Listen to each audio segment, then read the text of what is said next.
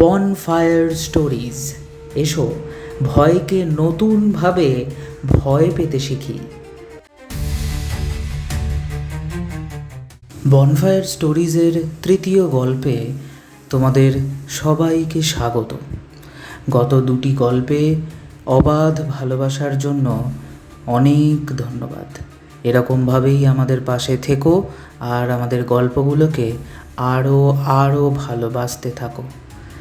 এইবারের গল্প সাগ্নিক সরকারের লেখা চোখ। ভালোবাসা বড়ই দামি। মানুষ তার স্বভাব সব কিছুর ওপরে গিয়েই একজন একে অপরকে ভালোবাসে, কিন্তু কোনো দিন যদি কিছু রিপুর বশে সেই ভালোবাসাই জলাঞ্জলি যায়, তাহলে কি হতে পারে? এসো সেরকমই এক ভালোবাসা ও তার পরিণতির গল্প শুনে নিই আমরা আজকে।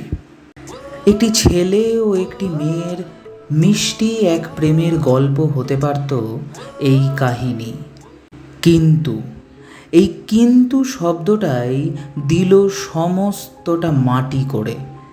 ছেলেটি ছিল ভীষণ বদরাগী, মেয়েটিকে কয়েকবার মেরেও ছিল সে। তবে ওই যে বললাম না, ভালোবাসা বড়ই অদ্ভুত। মার খাওয়ার পরদিন এসে ছেলেটির বিগলিত নয়নের দিকে তাকিয়ে অচিরেই তাকে ক্ষমা করে দিত মেয়েটি। এভাবেই চলতে চলতে হঠাৎ একদিন রাগের বশবর্তী হয়ে মেয়েটিকে মেরেই ফেলল ছেলেটা।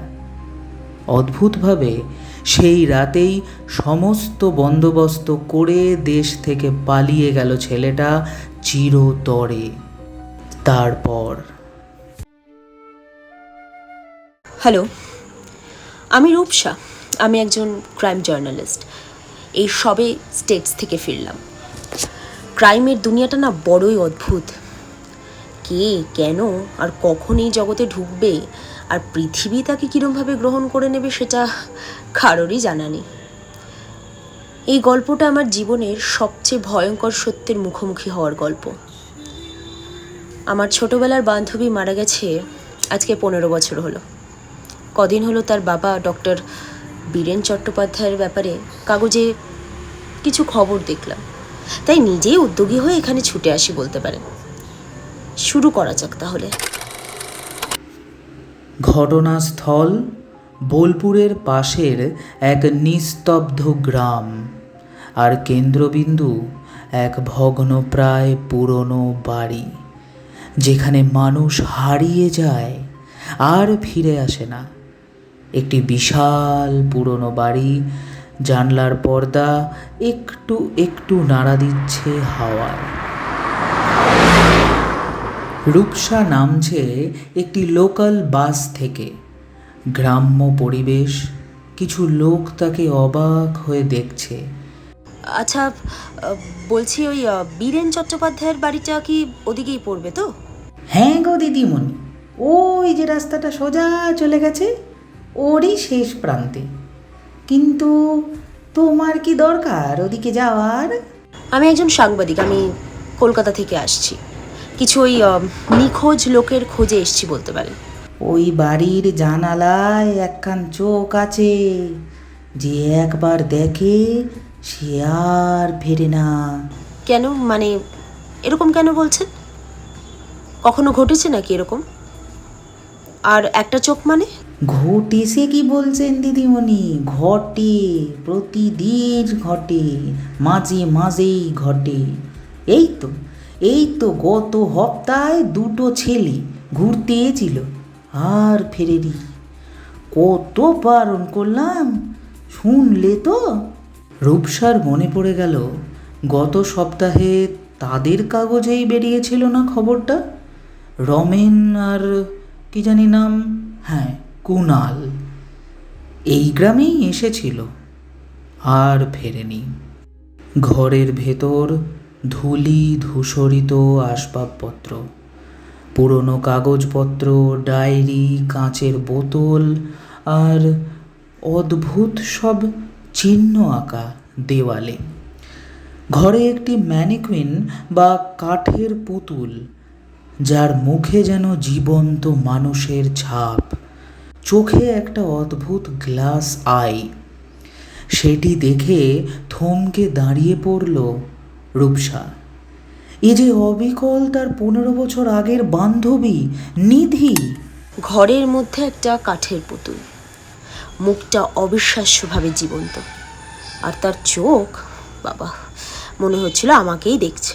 ঘরের মধ্যে এদিক ওদিক ঘুরে দেখতে থাকলো রূপসা, চুপি সারে, যাতে কোনোভাবেই বীরেনবাবু টের না পান।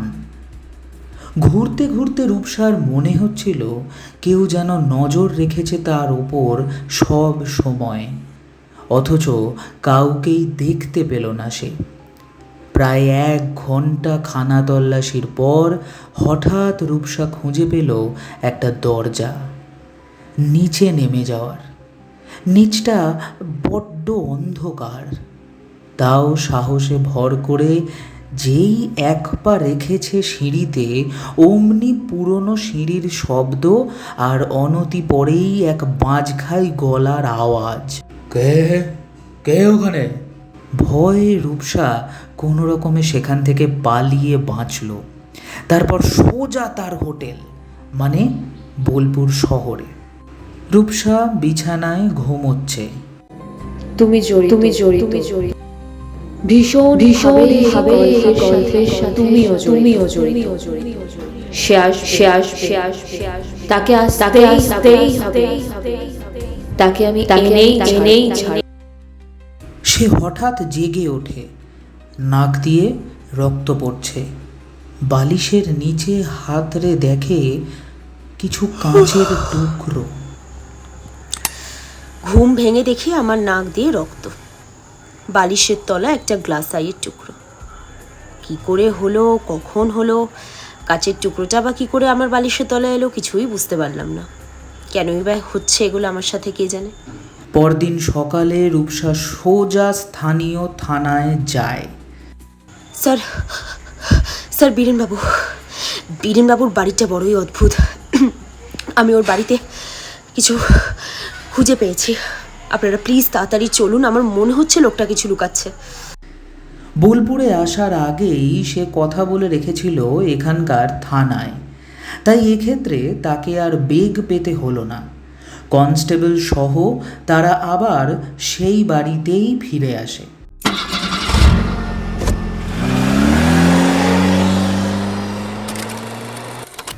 দরজা খোলা।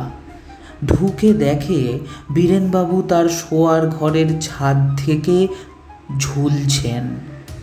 গলায় বিঁধে আছে কিছু কাঁচের টুকরো। রূপসার মনে পড়ে গেল কাল রাতের ঘটনা। তার কাছেও তো এরম কাঁচের টুকরোই আছে, কিন্তু কিভাবে সম্ভব এটা? সে কি সেগুলো পুলিশকে দেখিয়ে সব সত্যি কথা বলবে যে কি কি ঘটেছে তার সাথে কাল থেকে? কিন্তু তাকে বিশ্বাসী বা কে করবে? সবাই তখন ভেবে বসবে যে সেই খুন করেছে। এদিকে ফ্যান থেকে ঝুলছেন বৃদ্ধ বীরেনবাবু। নিচে মেঝেতে একটা টুল পড়ে আছে। এটায় চেপেই সম্ভবত এই কীর্তি ঘটালেন তিনি। কিন্তু প্রশ্নটা থেকেই যায়, কেন? তিনি আত্মহত্যা করেছেন, কিন্তু আমার মন বলছে রহস্য তখনও বাকি। পুলিশকে রাস্তা দেখিয়ে গতকালের সেই বেসমেন্টের ঘরে নিয়ে আসে রূপসা। ঘরটা ঘুটঘুটে অন্ধকার। টর্চের আলোয় দেখা গেল দেয়ালে পিন করা নিখোঁজ লোকেদের ছবি, প্রতিটির পাশে একটা করে চোখ। খুঁজতে খুঁজতে পুলিশের হাতে উঠে আসতে থাকলো এটা ওটা সেটা, গত 15 বছরের নানা জিনিস। এসবের মধ্যেই হঠাৎ ধুলো থেকে তারা কুড়িয়ে নিল একটি ঘড়ি, কলকাতা সিরিজের একটি ঘড়ি, দামি কোম্পানির। সেটির দিকে এক ঝলক তাকিয়েই নিজের তাল সামলাতে না পেরে ধুলোময় মেঝেতেই বসে পড়ল রূপসা। সে কি চিনতে পেরেছে ঘড়িটা? কার সেটা? রূপসার সাথে তার সম্পর্কই বা কী? নিজেকে সামলে সে বলে উঠল, ওরা সবাই, এদের চোখ। বীরেনবাবু মানে ডক্টর বীরেন চ্যাটার্জি এক সময় ছিলেন চোখের ডাক্তার, নামকরা। কলকাতায় বহু পেশেন্ট ছিল তার মেয়ে 15 বছর আগে খুন হয়, কিন্তু খুনি আশ্চর্যজনকভাবে ছাড়া পেয়ে যায়। সেই শোকেই ওর বোধহয় মাথাটা খারাপ হয়ে গিয়েছিল। কিন্তু মাথা খারাপ হয়ে যাওয়া লোক এইভাবে চোখ সংগ্রহ করবে, তাও মানুষের? আর এই চোখগুলোর সাথে ওই ছবিগুলোর সম্পর্কটাই বা কী? লোকেরা এই বাড়িতে নিখোঁজ হয় কি করে? আর ওই ঘড়িটা বড্ড ভাবাচ্ছে। ওই ঘড়িটা রূপসাকে। তার মাস্তুতো ভাই কুশলকে সে বহুকাল আগে ওরকমই একটি ঘড়ি উপহার দেয়, কিন্তু কুশলের সাথে এসবের কি সম্পর্ক? হাজার প্রশ্ন ঘুরপাক খাচ্ছিল রূপসার মাথায়। হঠাৎ তার হাতে এলো বীরেনবাবুর একটি ডায়েরি। পাতা উল্টে দেখতে দেখতে একটা লাইনে তার চোখ আটকে গেল। শেষ মুহূর্তে চোখ যা দেখে তার ছাপ রেটিনায় থাকে। তিনি বিশ্বাস করতেন মানুষের চোখ আসলেই ক্যামেরা। সেই সব মুহূর্ত তারা ধরে রাখে রেটিনার কোনো এক ছোট্ট অংশে। প্রত্যেকটি মানুষের চোখে সেই মুহূর্তের ছবি আছে, আর সেই ছবি থেকে তিনি তার মেয়ের খুনিকে খুঁজতে চেয়েছেন। একের পর এক মানুষ, হত্যা, চোখ, বিচার সব যেন মিলে মিশে একাকার হয়ে যাচ্ছে। মানুষের গায়েব হওয়া, খুন, সব। বীরেনবাবু তার মেয়ের খুনিকে খুঁজতে চেয়েছিলেন মাত্র, কিন্তু তাহলে তিনি আত্মহত্যা করলেন কেন? তার গলায় কাঁচই বা ঢুকলো কি করে? আর কুশল, সে 15 বছর আগে থেকেই কেন বিদেশে? আদেও কি এসবের কোনো যোগাযোগ আছে, নাকি সবটাই রূপসার মনের ভুল? তাই হবে। কুশল তো নিধিকে চিনতই না, আর ওরকম ঘড়ি অনেকেরই থাকতে পারে। তাই কি? বাড়ি ফিরে রূপসা ভিডিও এডিট করছে। তার ব্যাগ থেকে সবই বেরোলো, শুধু একটা জিনিস অতিরিক্ত সেই ব্যাগে, আরেকটি ডায়েরি। এটা কে দিল? এটা তার কাছেই বা কী করে এলো? এটা কার? খুলে দেখলো সে ডায়েরি নিধির, তার প্রাণের বন্ধু নিধির। সে লিখেছে, রূপু, তোকে অনেক কথাই বলা বাকি রে। অনেক অনেক কিছুই কিছু তোকে বলা হয়নি। কুশল, তোর ভাই,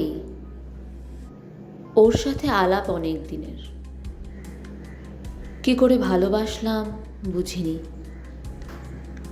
ও খুব বদমেজাজি জানিস, কিন্তু মন থেকে বড্ড ভালো ছেলেটা। তবে জানিস, 2-1 দিন ভুল করে গায়েও হাত তুলেছে আমার। নিজের ভুল বুঝে আবার ক্ষমাও চেয়েছে। আমি ভালো। হঠাৎই যেন শেষ হয়ে এলো ডায়েরিটা। আর পড়তে পারল না রূপসা। আস্তে আস্তে সমস্ত কিছু পরিষ্কার ওর কাছে। কুশল, নিধি, কুশলের রাগ, নিধির মৃত্যু, সব। তারপর নিজেকে সামলে এডিটে বসলো রূপসা। আজ তাকে অনেক কিছু লিখতে হবে, সত্যিটা সবার সামনে আনতেই হবে, সবাইকে বলতে হবে কুশলের কীর্তির কথা। কিন্তু তাহলে তো তার নামও জুড়বে এসবের সাথে। এই ঘটনার তো 15 বছর অতিক্রান্ত। আর মনে হয় না আর কেউ খোঁজ নেবে। এই ঘটনাটাকে ভুতুরে বলেই চালিয়ে দিই, কারণ আমি যদি এখন সব কিছু সঠিক লিখি তাহলে কুশল তো বটেই, আমার মেহনতের ফলে তৈরি করা ক্যারিয়ারটা সেটাও যাবে। না, ভুতুড়ে বলেই চালাই। ফ্রেম বাই ফ্রেম যাচাই করছে রূপসা তার এডিটিং টেবিলে বসে। হঠাৎ এক জায়গায় থেমে যায় সে। এ কি? এই ফ্রেমটা তো আমি তুলিনি। এই প্রতিফলন, এই মুখটা, এটা তো আমার। তোমার ছবি দেখে ভয় পেলে রূপু? পার পাওয়া যায় না রূপসা। তুমিও শেষে ভুল লোকেদেরই সাথে থাকলে বিচার আমি নেবই। সে আসবেই, তাকে আসতেই হবে। ভুল করলে শাস্তি অনিবার্য। রূপসার সামনে রাখা আয়নাটিতে ধীরে ধীরে ফাটল ধরছে। তার সামনে রাখা ছবিটা সে ও নিধি, অর্থাৎ বীরেনবাবুর মেয়ে, সেটার কাছেও ফাটল ধরল। রূপসা তাকিয়ে রয়েছে সামনের দিকে। ভাঙা আয়নায় ভেসে উঠছে একজোড়া কাঁচের চোখ। রূপসার অজান্তেই তার দু চোখ বেয়ে দুফোঁটা জল নেমে গেল। কেন? হঠাৎ আয়না ও ছবির সব কটি কাঁচের টুকরো এসে বিঁধে গেল রূপসার গলায়। বাইরের গাড়ির আওয়াজে রূপসার শেষ আর্তনাদটুকুও কোথায় যেন মিলিয়ে গেল। দিদির শেষকৃত্যে 15 বছর পর দেশে ফিরল কুশল। সব কাজ মিটে গেলে দিদির ফ্ল্যাটেই রাতটা কাটিয়ে পরদিন ফ্লাইট ধরার কথা তার। সেই মতো দিদির ঘরেই বই পড়ছে কুশল। থ্রিলার তার ভীষণ পছন্দের একটা জিনিস। হঠাৎ কাঁচে ফাটল ধরার আওয়াজ। সামনে রাখা আয়নায় ভেসে উঠল দুটো চোখ। দুদিন পর দরজা ভেঙে বের করে আনা হলো কুশল নন্দর মৃতদেহ। গলায় কাঁচের টুকরো আর সামনে একটা কাগজে রক্ত দিয়ে লেখা, আমি খুনি। আজ কি তবে 15টা বছর পর শান্তি পেলেন বীরেনবাবু? আর নিধি, সে কি শান্তি পেল? কে জানে, কে বলতে পারে। শেষ হলো আজকের গল্প চোখ। রূপসার চরিত্রে সৃজনা, নিধির চরিত্রে ইন্দ্রাণী, বীরেনবাবু, চায়ের দোকান ও কথকের চরিত্রে সাগ্নিক। তোমাদের গল্পগুলো কেমন লাগছে আমাদেরকে জানাতে ভুলো না কিন্তু। আমি আবার আসবো ভয়কে নতুন নতুনভাবে আবার ভয় পেতে। ততদিন পর্যন্ত আমাদের গল্পগুলো কেমন লাগলো জানাতে ভুলো না কিন্তু। আজ আসি তাহলে।